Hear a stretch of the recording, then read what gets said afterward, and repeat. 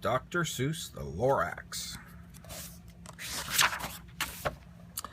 At the far end of town where the grickle grass grows, and the wind smells slow and sour when it blows, and no birds ever sing excepting old crows, is the street of the lifted Lorax.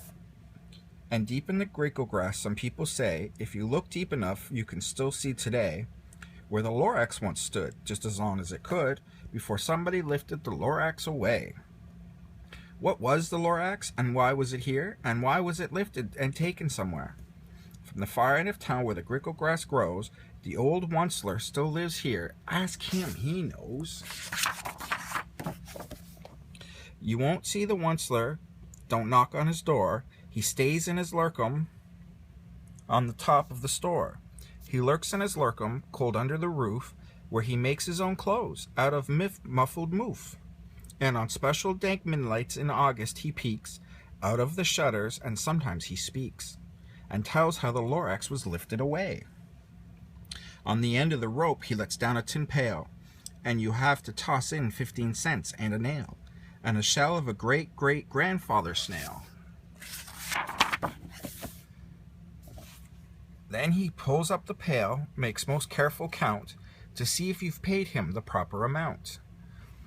Then he hides what you paid him away in his sniv, his secret strange hole, his grooveliest glove.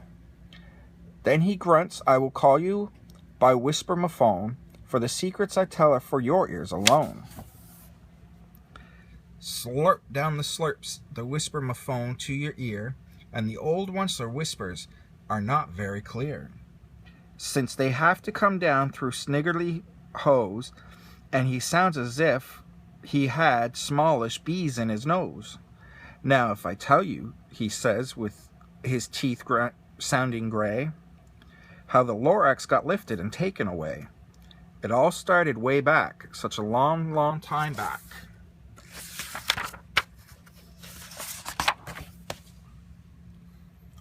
Way back in the days when the grass was still green and the pond was still wet and the clouds were still clean and the smog of the smomy swams rain out in space. One morning I came to this glorious place, and at first I saw the trees, the trufala trees, the bright-colored tufts of the trufala trees, mile after mile in the fresh morning breeze. And under the trees I saw brown barbalots frisking about in their barbarlot suits, and they played in the shade and they ate trufala fruits. From the rippleless pond came the comfortable sound of the humming fish humming while splashing around. But those trees, those trufala trees, all my life I've been searching for trees such as these.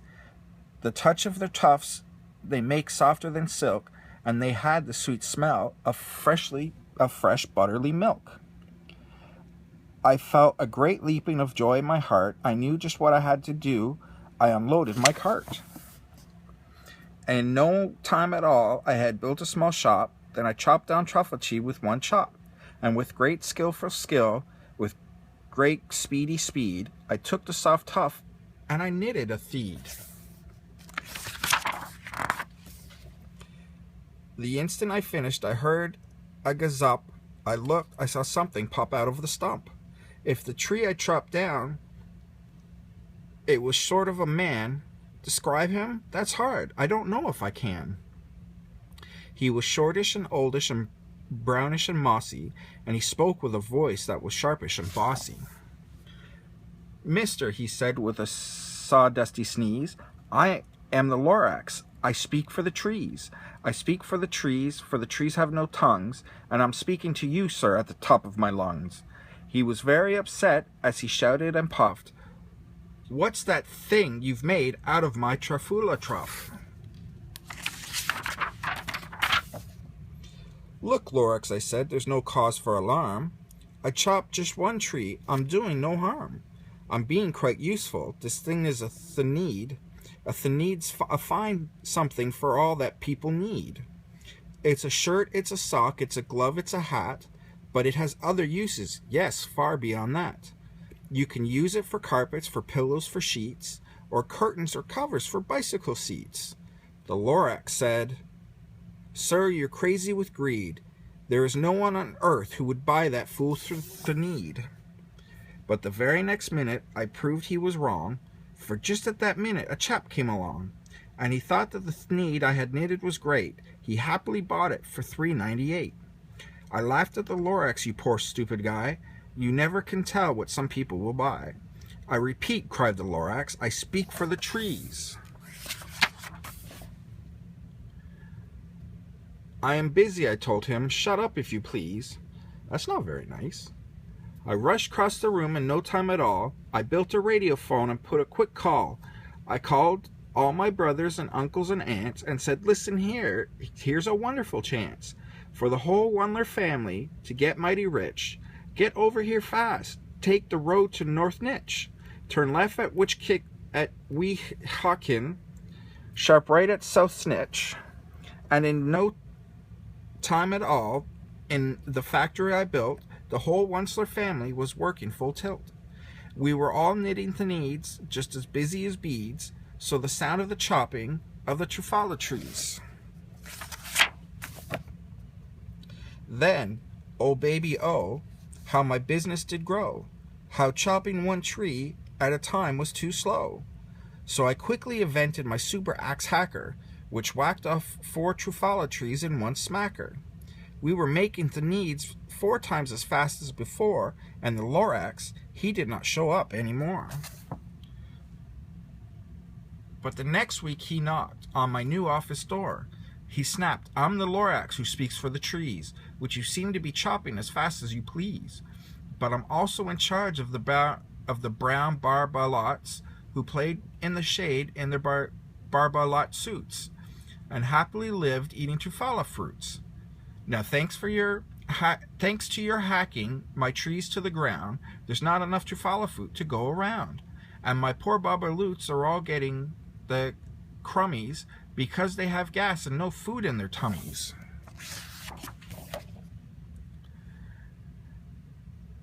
"They love living here, but I can't let them stay. They have to find food, and I hope that they may. Good luck, boys," he cried, and then he sent them away. I, the Wundler, felt sad, but as I watched them all go. But business is business, and business must grow, regardless of crummies in tummies, you know. I meant no harm, I most truly did not, but I had to grow bigger, so bigger I got. I biggered my factory, I biggered my roads, I biggered my wagons, I biggered the loads of the Thneeds I shipped out. I was shipping them from forth to the south, to the east, to the west, to the north. I went right on biggering, selling more Thneeds, and I biggered my money, which everybody needs. Then again he came back. I was fixing some pipes when that old nuisance Lorax came back with more gripes. "I am the Lorax," he coughed and he woofed.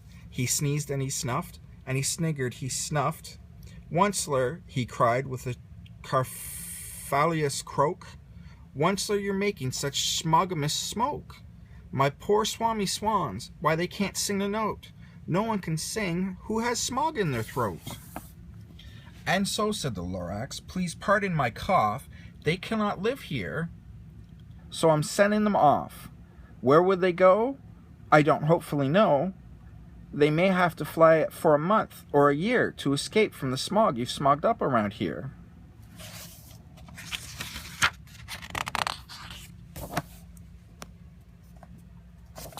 "What's more," snipped the Lorax, his dander was up, "let me say a few words about gluppity-glup. Your machinery chugs on, day and night without stop, making chubbly-chlop and slobbery-slop. And what do you do with the leftover goo? I'll show you, you dirty old Wundler man, you. You're glumping the pond where the humming fish hummed. No more can they hum, for their gills are all gummed. So I'm sending them off on their future is dreary. They'll walk on their fins and get woefully weary, in search of some water that isn't so smeary." And then I got mad. I got terribly mad. I yelled at the Lorax. Now listen here, Dad. All you do is yap and say bad, bad, bad. Well, I have my right, sir, and I'm telling you, I intend to go on doing what I do. And for your information, you Lorax, I'm figuring on biggering and biggering and biggering and biggering, turning more trees into Thenides, which everyone needs. And at that very moment, we heard a loud whack. From outside the field came a sniggering smack of an axe on a tree. Then we heard the tree fall, the very last Trufala tree of them all. No more trees, no more Thenides, no more work to be done.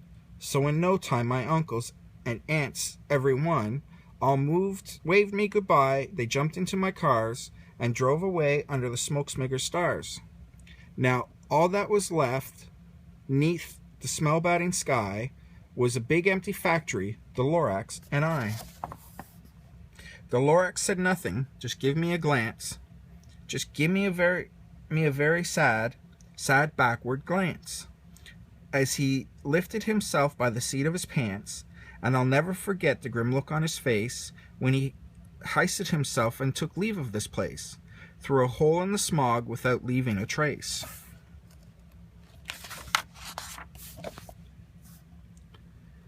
And at that, the Lorax left here, in this mess, was a small pile of rocks, with one word, unless.